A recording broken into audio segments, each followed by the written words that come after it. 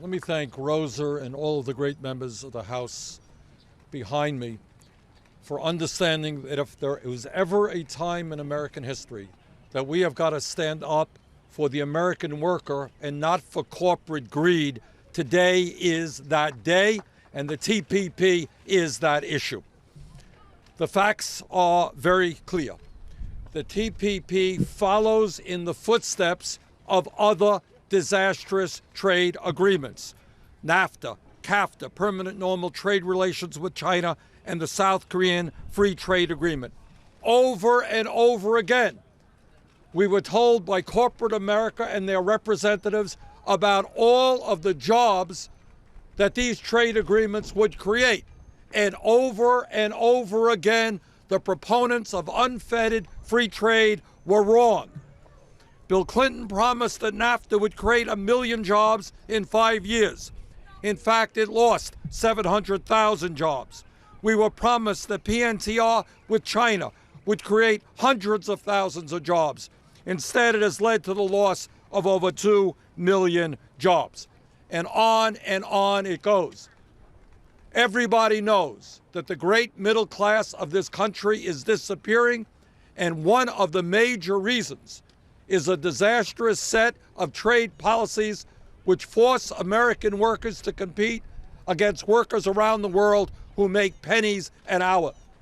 Our job is to lift up the poor people of the world, not to lower the standard of living of American workers.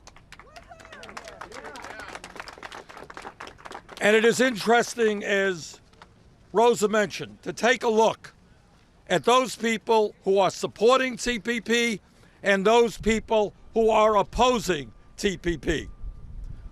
On one hand, you have virtually every major multinational corporations, and virtually all of them have outsourced collectively millions of jobs. You got Wall Street telling us what a great trade agreement this is. You got the drug companies telling us what a great trade agreement this is. But on our side, we have every union in America fighting to protect the American middle class. You have virtually every environmental group and many religious groups.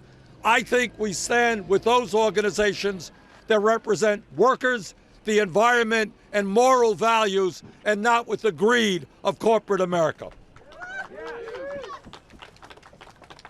This is not just about American workers having to compete against people in Vietnam who have a minimum wage of 56 cents an hour.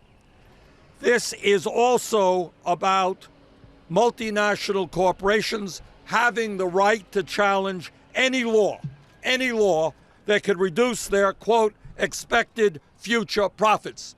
If a country or a state wants to protect its kids from tobacco and smoking, they could be taken to an international tribunal because they're threatening the future profits of Philip Morris.